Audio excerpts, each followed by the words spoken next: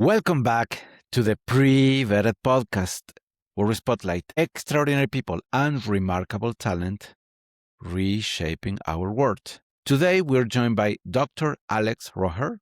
He's a board certificate anesthesiologist and the owner of SD Botox. In 2012, he opened SD Botox to help people feel more confident through minimally invasive cosmetic procedures and microtreatments with a focus on natural-looking results and a warm and relaxing experience. Dr. Rohers talks about rejuvenation, mindset of proactive, preventive care, plus a commitment to personalized treatment plans and clear, reliable education in an industry that can be full of noise and misinformation. Alex, welcome to the show. Yeah, thank you for having me. I'm honored to have you here today. Well, So, tell us, why did you decided to start your clinics back in 2012? yeah, so I was kind of, as you mentioned, I was a board certified anesthesiologist, still am. Haven't performed anesthesia in like 5+ years at this point. So all I do now is this. And I will tell you, honestly, it wasn't a love for aesthetics initially. It was really just a falling out of love with anesthesia. It's just redundant. The hours you worked, like never knowing what time you get to go home, working nights, weekends, etc. Like you would ask the surgeon how much longer in the case, and they would tell you a number, and you have to take that number and multiply it by like 2. That's really like how much longer. Surgeons just aren't, there's a lot of ego. They're not the most fun to deal with. So, and that's not all of them, that's some of them, but enough that I just wasn't happy. So I called the company SD Botox because SD is San Diego. That's where I'm based. And Botox is the only procedure I knew at the time, meaning, I didn't know how to do filler, laser, or any other stuff just yet. So I just called SD Botox, and it worked out. It was like Botox is kind of a surrogate term for like all the procedures in this world. It's more of the household name. Yeah. And so no one came in for a couple of years, like a couple of months, and then slowly started getting busier. Had to learn business along the way because like most doctors, I just did not have a business background. It's a different kind of brain, I think, like the medical side versus the business side. And so it's opened one clinic not too far from where I lived, and slowly got busier. I just rented a room from a esthetician, and then I got busier, and then and then another business doing similar stuff, similar procedures. They were going out of business, so they Hail Mary, they kind of sold me their assets. And that was my second location. And that one was when it really exploded. And then, because it came to the staff, they were doing a lot of things right. They were doing some things wrong. So I cleaned it up. And that became my Pacific Beach office. This was probably like 2017, 2018. And I paid very little for that because it was just kind of in shambles. And then it just exploded. And then, you know, kind of kept growing organically, got to 5. Kind of in the early, during COVID, certain businesses did well during COVID, certain obviously did not, and so this business did great, like aesthetics, just because everyone had money, the government was giving them money, no one was traveling, everyone was starting to work remote. So it's called the Zoom boom, just like we're right now. We're talking, everyone's like looking at themselves and this little line they're not loving, they're going to go address. So it was just a great time. And it was like everyone was panicking, like as if this business wasn't going to do well. So I was swallowing up practices. I think I got to 5 at that point, 3 that year. And then more recently, we've kind of just been super dialed in operationally and just opportunistic. And so we've tacked on another 3. So we're at 8 in San Diego. And then I had a employee. She was one of my cool sculptors. Cool sculpting is a procedure that freezes and kills fat. So if you have like a double chin or a love handle, we could target just that specific area. That part of the business got eaten up a little bit by all the GLP ones. So like those Ozempic but she ended up moving to Austin because my employee moved to Austin because her boyfriend, now husband, got a job there. And we ended up opening an office together there. And that did so well that we then opened up 2 more in Austin. So I have a total of 11 SD Botoxes. And SD Botox is just purely aesthetics. So it's only, it's like Botox. There's 4 pillars of what we do. There's injectables, so Botox and filler. There's a laser and energy-based device, which is super important, resurfacing the skin, IPL, all that kind of stuff. And then there's at-home medical grade skincare. And then there's esthetician services like hydrofacial peels, that kind of stuff. So, so that's SD Botox. There's currently 11 of those. And then me and my best friend, we got more into the wellness side of it all. So we have two offices. It's called Hormones and Wellness by SD Botox. And that is not, that's like, so it's, we deal with a lot of like hormone replacement, men and women. Men are just testosterone. Women are, they'll do like, estrogen, progesterone, testosterone. And then we're super into the peptides, which are just having a moment right now. And that's all done out of that office as well. And then we do recovery modalities. So we do like DEXA scans, lab work, and then we do like saunas, cold plunges, cryotherapy. I'm sorry. Yeah, red light bed, hyperbaric oxygen, all the health and wellness side of this business. So it's like they're sister companies. This is more aesthetics and this is more wellness.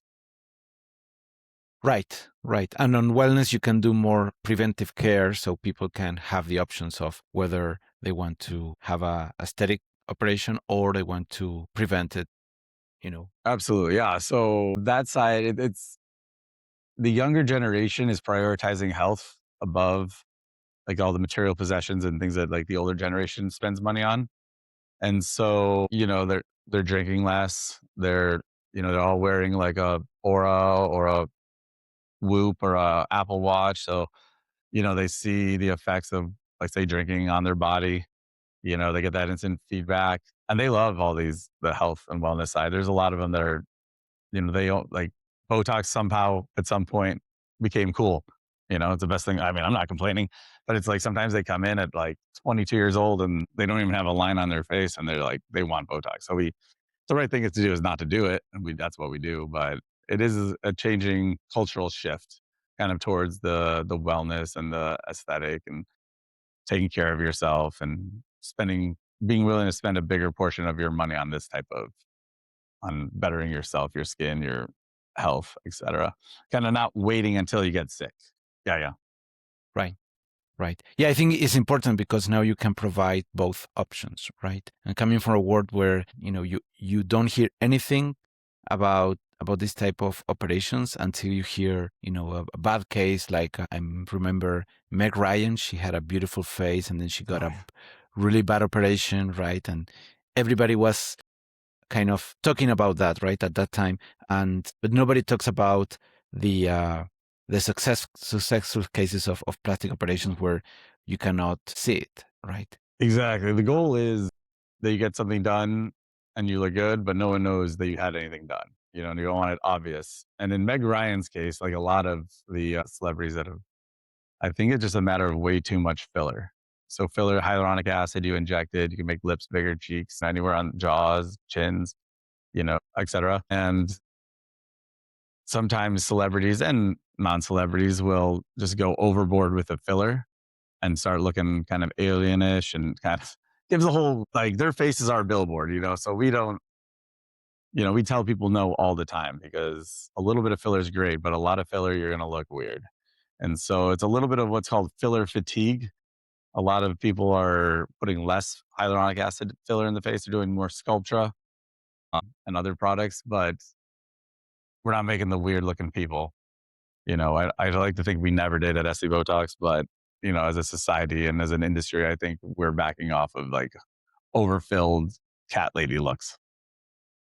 Right, right. Yeah, and I've seen more on the women this idea of owning their age, right, rather than just trying to, present themselves as young even though they're not. Yeah, absolutely. It's not about looking younger necessarily. It's just about looking your best. So I mean, there is a little bit when you put certain procedures, the quality of the skin, placement of the filler, et cetera, that you do achieve a little bit of a more youthful appearance, but it's not really the North Star primary goal. It's really just making you feel beautiful in your skin. Right. And what are the biggest reasons people come to see you? Um, so I would say Botox is still 65% of what we do. And I'm sure everyone's pretty familiar with Botox, but Botox, It's a class of drugs called a neuromodulator. You inject into certain muscles that gets rid of, let's say, like you have those horizontal lines on your forehead from raising your eyebrows, or that vertical line between your eyebrows from furrowing your brow, or your crow's feet from all that smiling, all that happiness. So we inject the Botox into that area, and it decreases the function of that muscle for 4 months, and those lines fade. Botox is number one, filler is number two, and then we have a lot of laser and energy based devices. So I kind of talked about cool sculpting. That's kind of, like I said, on its way out a little bit because, all the new GLP-1 drugs are just so amazing that everyone's losing weight like that. But we do a lot of like laser resurfacing, what's called IPL or BBL, broadband light. So it's just removes the pigment. When you have that like hyperpigmentation, the sun damage on your face or anything red, vascular, it's awesome for that. It's just kind of like that's like the beauty side of this industry. Just really, like dialing in your physical so that you look amazing. And then the other side is so you once you look amazing, or then you feel amazing once we get you on the right hormones or peptides or whatever it may be, all the healthy lifestyle changes. Yeah, because it's not only looking good, it's also feeling good, right? Absolutely. And sometimes the external appearances reinforces the internal feeling, right? Yeah, humans are very visual creatures, and what do they say, that you judge someone within the first 2 seconds of meeting them? And obviously physical appearance is a big fact part of that. Right, right. And what does a good result look to you? Kind of like I said earlier, it's like you look great and no one knows what you did. Why do you look great? Is it a laser? Is it a Botox? Is it some well placed filler? Whatever it may be, it's subtle enough that no one knows what happened, but obvious enough where you look great, but not going to get called out on by all your family and friends and everyone else. Right, right. I'm sure that those patients, they won't feel comfortable referring, other patients to you because they don't want to expose themselves as Yeah. having, It's right, a little bit, yeah, it's true. We do have a referral program and it's not used too often. It is used, and there's like two type of people, they're the gatekeepers that just secretly do all this stuff and don't tell anyone. And then there's the sing it from a mountaintop, like, oh, I went to SD Botox. Look what I did. Going live on TikTok during the procedure itself, all the things. So obviously that's my preference, those people, but I understand it's a personal thing and it's a medical procedure and it's their right, just like anything, their patient privacy. If they don't want to say anything to anyone about it, that's perfectly fine too. right, right. Yeah, but I can understand the not frustration, but the situation where they won't feel if you do a great job, they won't feel comfortable telling, Right. you know, right, Yeah. No, I just slept well. Oh, okay. Yeah, I totally, right. good sleep really Of does that, course, Sometimes it'll be like a group of friends and let's say 5 friends, and one of them realizes one day that the other four have been getting all these things done for like 4 years, 5 years. And like, they're like, what? Not cool, guys. right, right. They can refer from a friend. I have a friend, Right. that got an Yeah, exactly. operation, I now hear looks this stuff is great. amazing. Right, right. Not that I have done that, but Yeah, yeah, that way exactly. they can keep face to their friends and you know, And I think a lot of that social stigma is getting better. I think it used to be more secretive. And I think now the general trend, I would say, is like more just telling people what you did and where you did it and how much it costs and how much you love it and etc. right, right. There's less stigmas for sure. Yeah, and it's hard because people, once the stigma goes out, then they can freely talk about it, and it creates a reinforcing feedback loop where people can realize that the outcome is not going to be the Meg Ryans of the world. Exactly. Well, the problem is that the Meg Ryans of the world, like we notice them. So even though that's like makes up like 1% of what total patients said, people that dabble in this world, that 1%, like when other people see that they just assume that's what this world is. Cause the other ones you don't notice, like, you notice the one woman with giant lips that should have quit putting filler in there like 5 syringes ago, but you don't notice let's say the other 49 out of 50 that, did it one time and it looks great. You think, oh, look at this natural beauty. Right. Right. And San Diego and all the area around LA, it's kind of the you have the highest percentage of women that have been through Yeah. Oh, yeah, plastic yeah. surgery, Southern right? California is probably the mecca for, like San Diego, Orange Right. County, LA. Definitely like we have that reputation for a reason, like definitely there's more med spas than Starbucks. Right, right. And do you see a difference in expectations compared to San Diego and Austin in terms of what they expect from the surgeries? I'd say I feel like San Diego does have, I'd like to think that when people think of San Diego, they just think of like kind of like sun kissed beach beauties, kind of not overdone. I think like the one that has that big stigma is LA, the one where that tends to be where if you're going to have too much of anything, it's probably LA is somehow involved. Not to say that doesn't happen everywhere, but definitely that does seem to be where patients take it to the extreme and providers don't tell them no when they probably should. Right, right. Yeah. I like San Diego because it's it's a much more balanced place compared to LA, for sure. Me too. Yeah, yeah, yeah. I did my residency in LA. The reason I lived in San Diego for 14 years now. It's definitely Right, I right. like visiting LA. I'm not here bashing LA. LA is a great place in its own way, but I mean, I agree with you.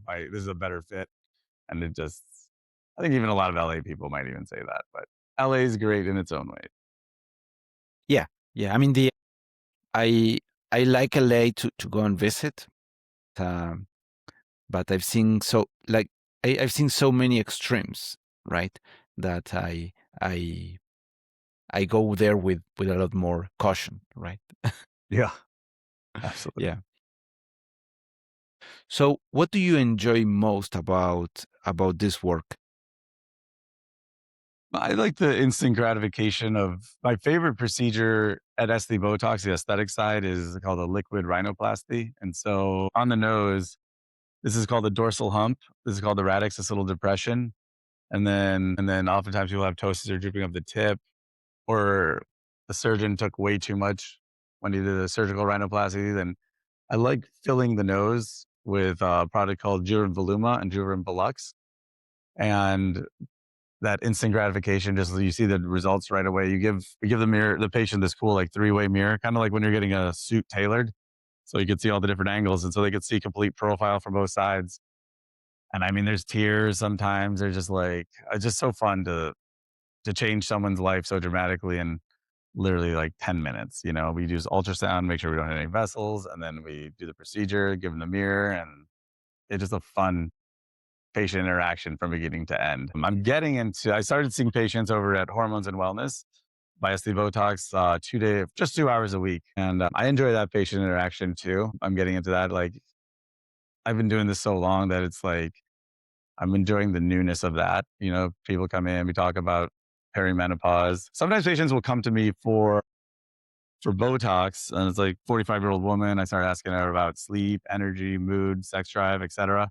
And it's like my line is, it's like the Botox is like polishing the brass on the Titanic. The ship's going down. Like, let's get you over to my other clinic. Let's do some labs. Let's get a DEXA scan. And based on symptoms and labs and everything else, we could then get them started on hormone replacement, and then even take them even further with some peptides. Then that patient comes back to me 4 months later for more Botox, and you could just see the difference. Like my Botox patients typically don't hug me, but when someone's going through menopause and you turn that around, oh my God, they'll hugs and, singing my name from the mountaintop for sure. Right, right. That's amazing. And now you have more control over your hours, right? Yeah, exactly. I think if someone asked me like not too long ago, is there anything you miss about anesthesia? And I had to think a long time. I mean, I do enjoy some of those procedures, like putting in a central line or like a peripheral nerve block under ultrasound guidance, but not really. I mean, I haven't thought about anesthesia. Like, if you're going to surgery and I'm your anesthesiologist, don't get the surgery because it's been 5 years. Like, you don't want me putting you to sleep.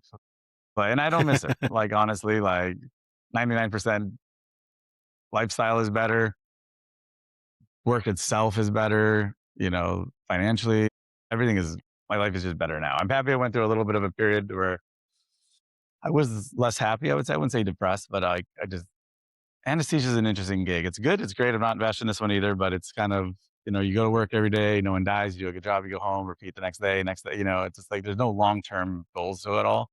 And it's cool owning a business and seeing it grow and the decisions you make like come to fruition and kind of like chipping away, grow, making it more successful.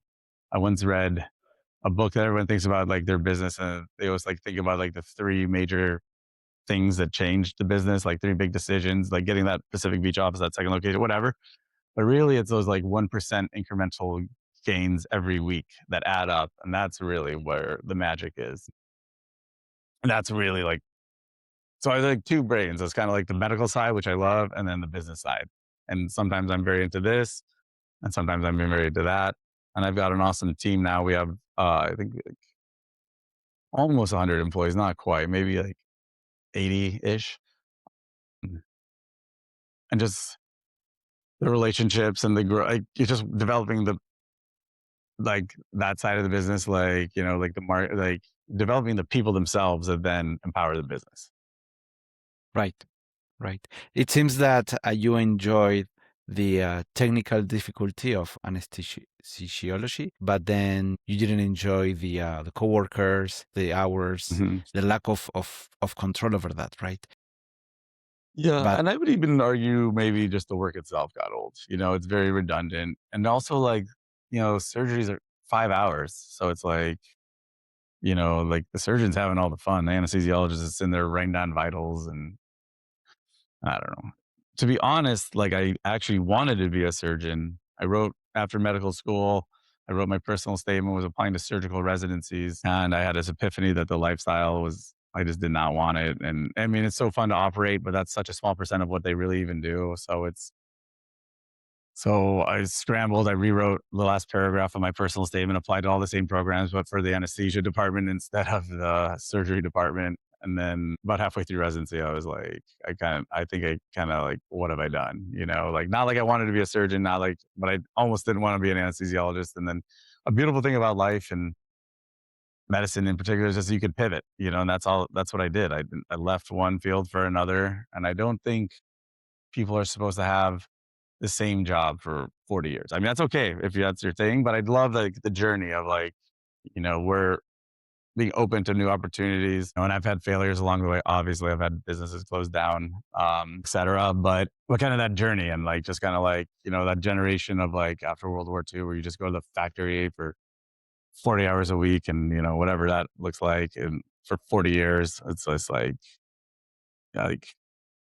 just kind of put your head down and work until you can retire. Like, no, I think it's like the joy is found along the way.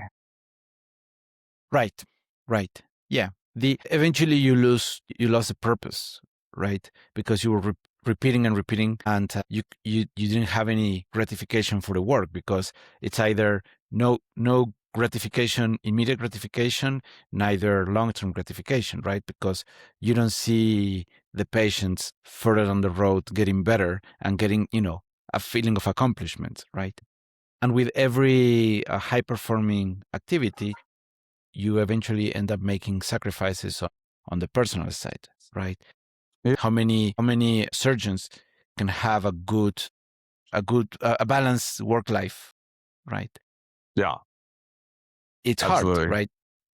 The Yeah, best someone ones are told going me, to work harder and harder on the job, right? right, absolutely. Yeah, yeah, like you were saying, like humans need three things: like a purpose, something to look forward to, and someone or something to love. You know, there's another analogy someone had where it was like life is like these like a gas stove, like four burners, and like the four burners are like work, career, friends, family, and maybe fun. Yeah, let's go with that.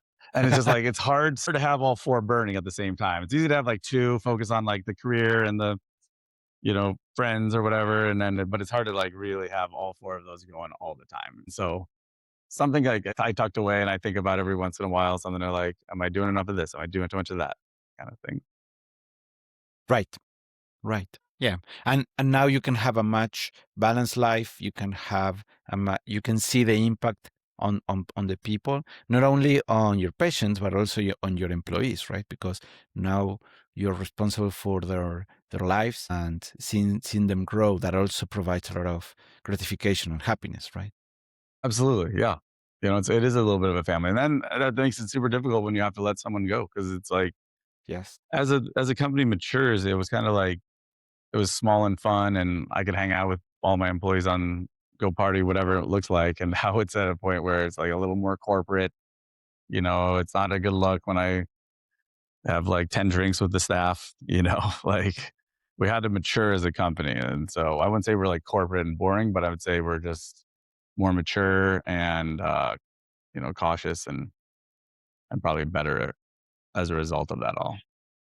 So Right. it's like my baby, it's like I joke, I have a 6 and an 8-year-old daughters and I consider SD Botox my 13-year-old daughter, it's like, or maybe 14 now actually. Yeah, but like, um, it's going through some 13, 14-year-old is a difficult time in someone's life. It's got some challenges, puberty.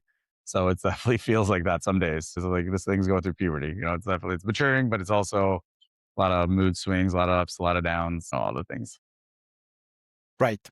Right.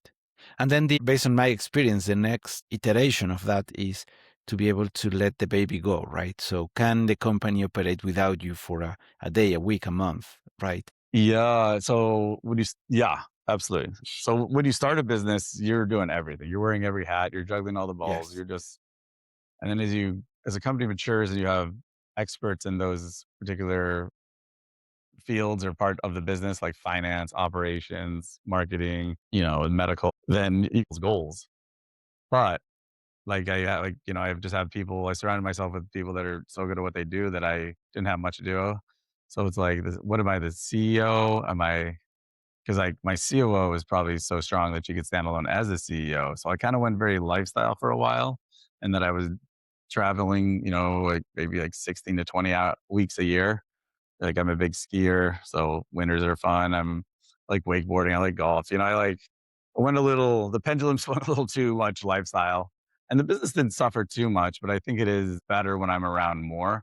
So that was about the ski season. I've only gone done 2 trips. So you could tell like maybe a total of 10 days. So it's definitely, and I like coming back. I like the phase that I'm in right now, but I also there's a lot of value in those trips with the family, with friends, whatever, and like kind of take yourself out of the business, find inspiration from different places, think about a problem from a different angle. I think there's a lot of to gain for the business itself, as well as your own like mental, like happiness. Yeah. So I'm at a point now where I'm focusing on the things I like. I'm like the marketing side of things, spearheading some projects there, and I'm bringing on new medical procedures. We just got everyone's losing all this weight on all of the GLP-1s. A lot of people have loose skin, so as we're addressing that problem, we're putting filler, revolumizing the face it's called Ozempic face. There's also Ozempic finger. You're having to get your wedding ring resized because it's fallen off because you lost 50 pounds. It's called Ozempic butt because people usually want some weight on their butts. And so we're doing some cool new procedures just for the laxity of the skin. It's Morpheus and Quantum, and they're tightening the abdomen and like even postpartum women. So women that have given birth, they're thin, but they have loose skin. So we're getting very into those particular skin tightening procedures right now. So Right. it's yeah, yeah, yeah.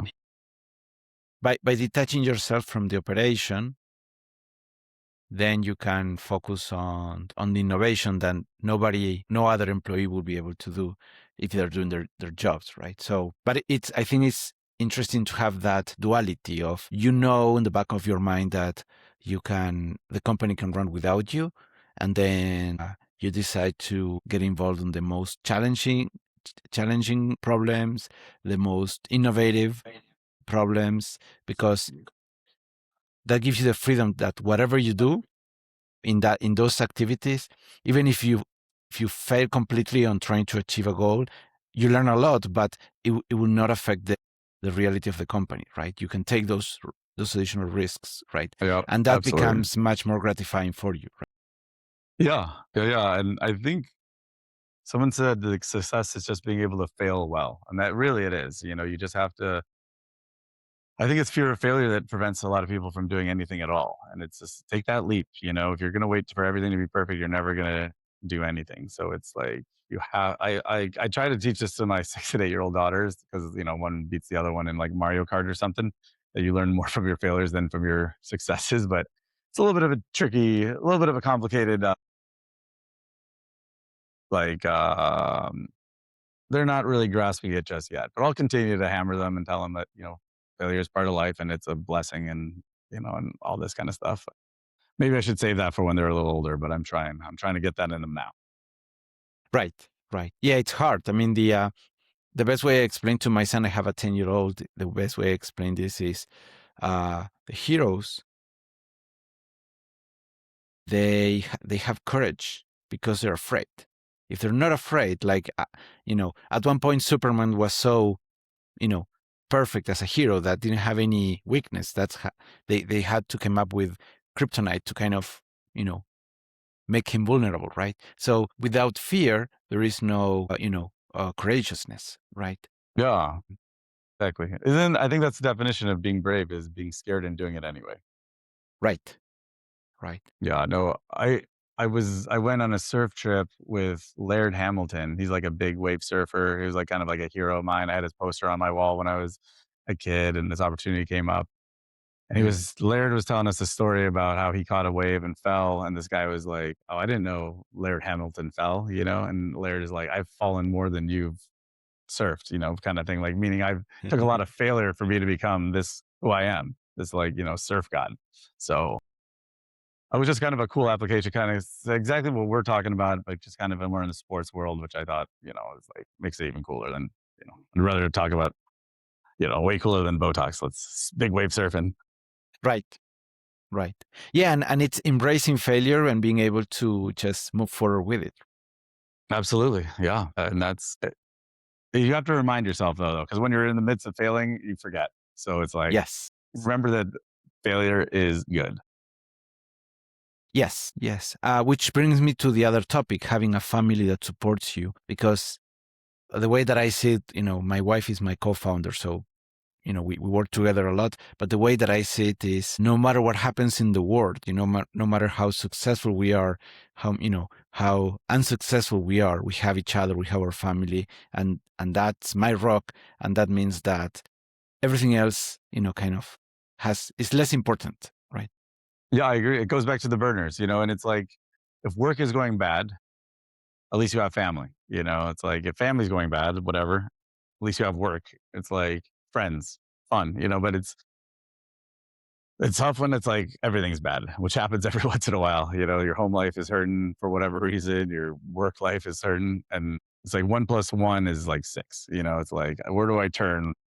That's so. Right. Right, which leads you to make bigger risks, to make more innovation, to take more chances, and it's a positive feedback loop that kind of fits to each other, right? Because Yeah. now you have more resources, you can spoil a little bit more your family, take them to a nice place to dinner, to vacations, whatever, and that it kind of each other kind of help each other, right? Yeah, absolutely. And me and my wife have been together for, I want to say like 20 years at this point. We met my third year of medical school. So I was like, yeah, I'm 43 now. So I was 23 or 24 then. So like 20 years we've been together. And it's like, you know, love you, baby. Hopefully you're listening to this. It's been it's fun to go through life with someone like her. Right. Right. The way that I see it is like adding salt to the food, right? It enhances the flavors, right? Then when you're successful, it makes that success feel better because you have, your life partners with you and your family with you that is supporting you, right? Yeah, absolutely. So anyway, going back to the practice, what are the most common questions first time patients ask? I guess kind of like we were talking about, everyone kind of lumps these like overfilled, weird looking people into this field. So it's kind of getting them over that fear. There's the fear of pain. I mean, it is a needle, so it does hurt a little as it goes through the skin, but it's not terrible. I think it's like fear of like a complication too. Botox, the biggest complication is you can get Botox in a muscle right up in your eyelid, and then you have like ptosis or like a drooping of your eye like this, and that it lasts like 3 months. It sucks. It's not pleasant. There are eye drops that help, but filler is scarier. Filler, you could get what's called an intravascular occlusion. So that means filler is a thick viscous substance like a gel. And if you inject it into an artery, you could block that artery. And then whatever that artery is feeding blood to is no longer getting blood. So you can necrose, you could, like kill someone's, skin, which is never pleasant. And there's ways out of that too. So filler, hyaluronic acid, there's an enzyme called hyaluronidase. So you inject that, hopefully under ultrasound guidance, but even just blindly, and you could reverse that. Lasers could be a little scary because if you don't do the right settings, you could burn people. Also, if they're on certain medications, certain antibiotics, Accutane, definitely we don't touch Accutane patients with lasers. Peels could get out of hand. Like you could have so there's legit. It is a medical practice. There are things that go wrong, and having done this 14 years, I mean, I've seen all of that. That's almost what you want. You want the guy or the provider to see that's kind of had some crazy stuff happen and has gotten out of it and has learned, like we said, like a failure that you learned. Like I had a bad occlusion. That's that, where I was injecting someone's nose. I got into an artery. The nose started dying. I was traveling at the time, which is crazy. And, I was just like doing a guest thing somewhere, like not in SD Botox in another clinic. And I mean, as a result of that, I learned ultrasound. I learned how it applies to this. I bought an ultrasound. I bettered my practice. I came out stronger as a result of it. The downside is of obviously that patient, went through some misery, and so did I. But I mean, she's fine now and mostly forgiven me. So and the practice is better as a result. So I mean, if you want to make an omelet, you got to crack some eggs. Not calling her an egg or anything. I'm just saying, if you want to do anything great in life in general, it's like like rewarding things are tough, and so you have to self forgive and you have to make it right in some way when something does happen, and you have to fix it, and you have to learn and you have to then try to prevent it from happening again. Like I was like, I'm also interested in kind of medicine overall. Like one nice analogy I like is that when a plane crashes, the FAA like gets that black box and they study it and they find like, how do we prevent this from ever happening again? There's systematic changes that, or like something happens that, new procedure, whatever, that they prevent future plane crashes. Whereas in medicine, it's almost like the plane is crashing and our goal is to prolong the crash. Like instead of like falling to your death in 8 minutes, you're going to fall to your death in 12 minutes. It's like we're just like, you have diabetes and now we're going to put you on all these medications. It's like your quality of life won't be like, why didn't we put that same patient on medication before they cross some invisible line that we decided is the definition of diabetes? Why didn't we? So that's really the big shift in medicine now that I think is happening largely with the younger people, is they're more preventative and they're really prioritizing their health and going to places like Hormones and Wellness by SD Botox and like, and it's the simple stuff too. It's literally like, the things that everyone talks about, like exercise, daily movement, whatever it may be, like you can geek out on different zones and, like heart rate, all that kind of stuff, but just moving, eating right, not drinking too much, prioritizing sleep, and then there's things like just going outside, getting early morning sun, like being in nature, feeling connected socially to other people. I mean, these things are all basically free, and it's just a matter of doing them so that you don't turn your plane crash from 8 minutes to 12. You're preventing those diabetes, metabolic disease, cardiovascular disease, dementia, like all the big cancer, all the things that kill people. So it's really, it's a beautiful thing to watch as a doctor, kind of like almost like society's maturation and prioritizing health and not having a car full of garages, but having like, a resting heart rate of 50. It's a real flex. Right. the way that the FAA has been able to make flights safer and safer, right? And it's safer than driving a car, right? And how many flights have they been able to do, right? Compared to how many people have died or had got into accidents, right? Right. And that systemic improvement hasn't happened in health, right? There's actually a general from I don't know if it's the Army or the Navy, but basically talking about that, throughout the years, less and less people are qualified just to apply to the military, right? Because they don't have the basic, they cannot do the basic training because they have the minimum, right? They're overweight, they are, they don't exercise, right? And they cannot pass the minimum, right? So, and that's the critique that I have for the healthcare insurance. It's, you broke the car, well, we figure out how much it costs to fix it, right? But there's no incentive for prevention, right? In that Exactly. system. Right. Oh, and I think health insurance is not fond of, and no one's fond of. Like honestly, like as terrible as it sounds, it's like a CEO was like murdered down of United Healthcare, and the general sentiment was Yes. like, "Well, sorry that happened, but you guys are pretty evil." Like it wasn't. It was funny to see society's reaction to that. It was like because that is the general sentiment about health insurance. They are incentivized to deny claims. They're not looking out for your health. They're looking out for their bottom line, their shareholders, whatever. And it's a broken system, and everyone knows it, and no one has the solution to it, or someone probably does, but no one's implemented it. But it's fascinating. I bought a book. I haven't read it yet, but it's basically like it's about, I don't know, like 20 different countries and their healthcare system, like Canada with its like free healthcare for all, but you can't pay to cut the line. And the United Healthcare era, I'm sorry, United Kingdom, like it just kind of goes through. I think the general conclusion was like Australia or New Zealand has an awesome healthcare system, but like I said, I haven't read the book yet, so I don't know I don't know how it ends.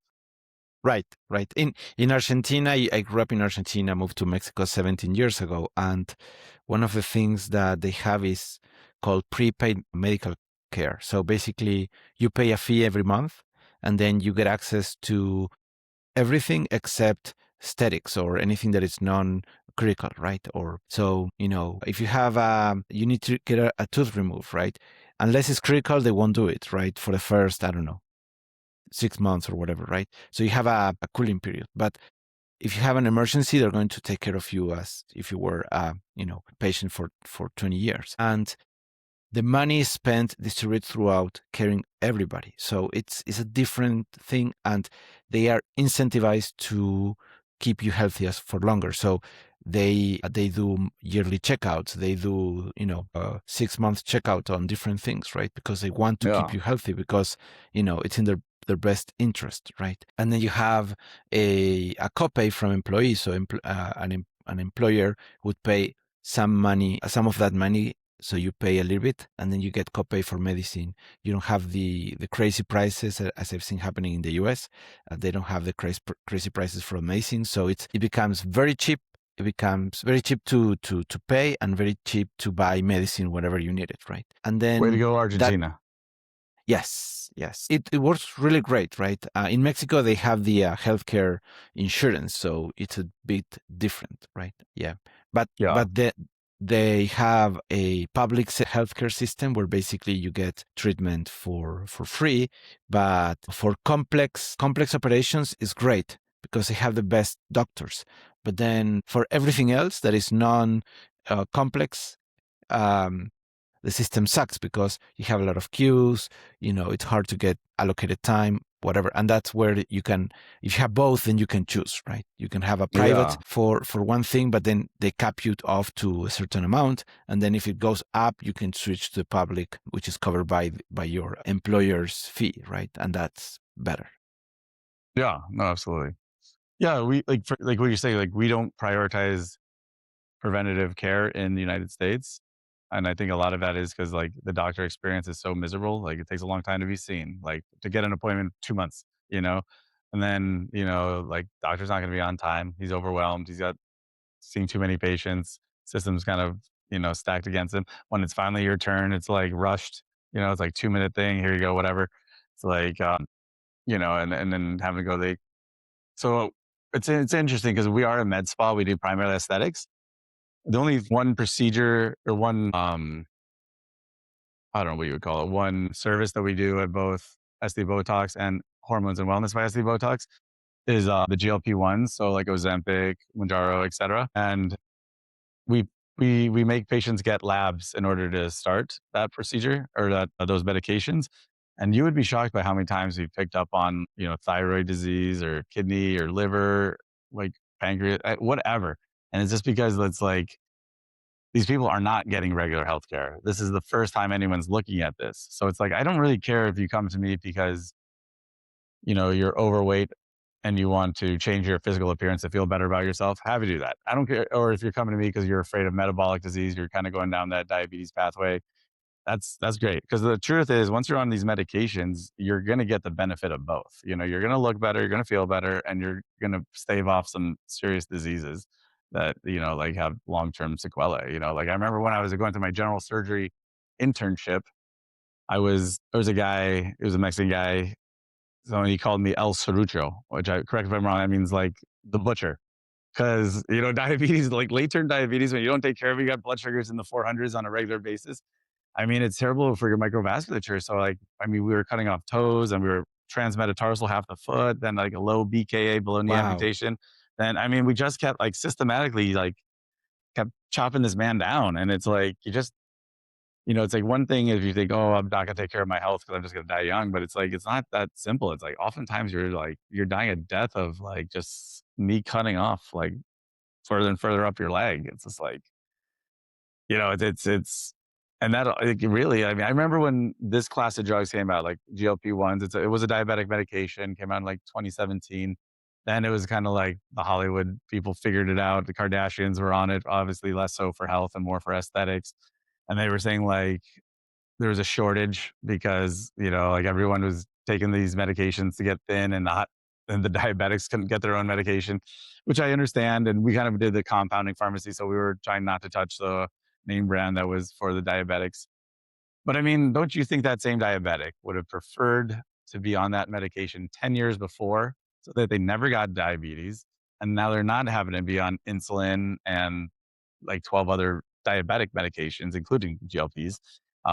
Wouldn't it be great if that just never happened? So it's like, I understand that the shortage was like, look at these poor diabetics, but like at the same time, like, look at all these people that aren't going to be diabetic. Look at all these, like they'll, that's amazing that like that's true medicine.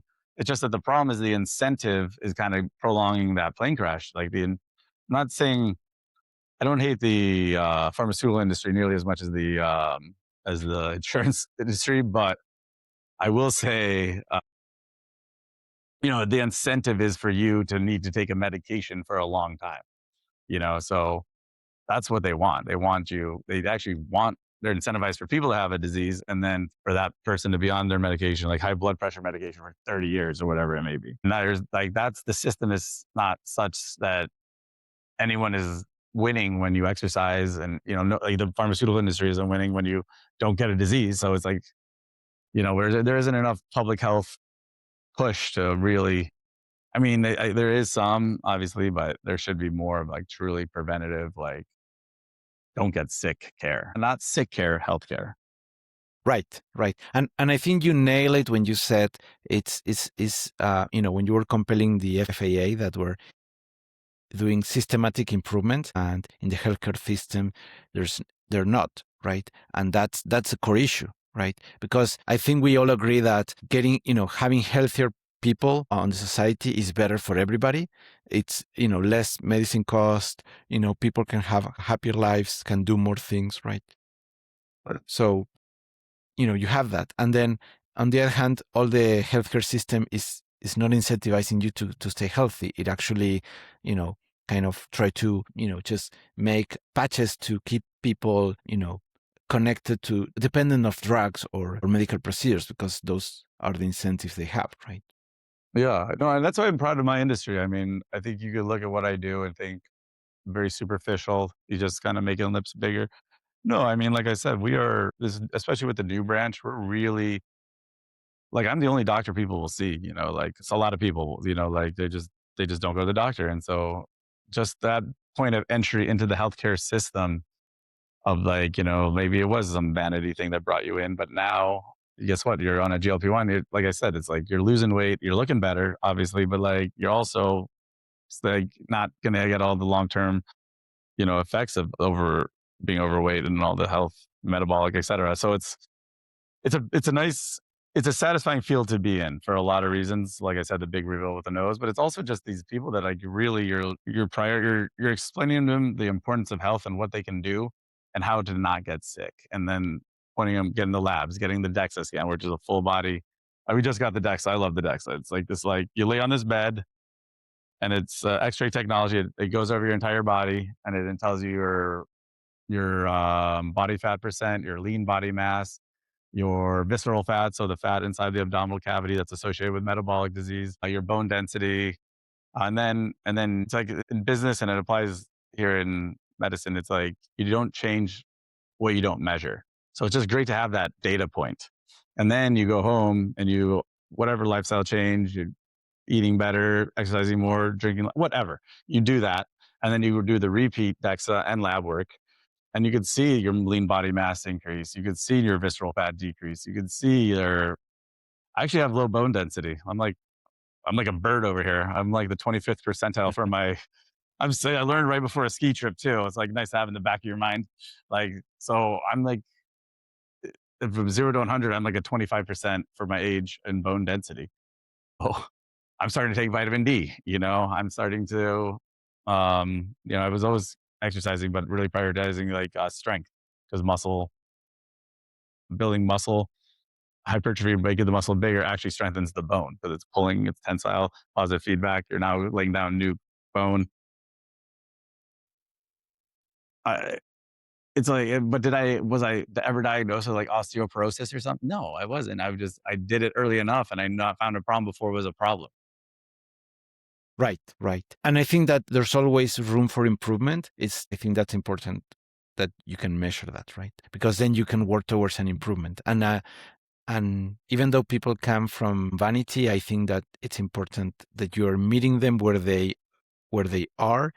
That's the initial motivation, but then you're providing a holistic approach. It's not only about how you look; it's also about how you look and your health and how you feel. Absolutely. Yeah. So, Alex, we're running out of time. I truly appreciated you being here today. I think we learned a lot. Any final remarks before we wrap it up? No, appreciate it. I'm new to the podcast scene, so appreciate searching me out and putting me on here. Great to meet you, Federico. Absolutely. You did great. So, thank you for being here today. All right, thank you.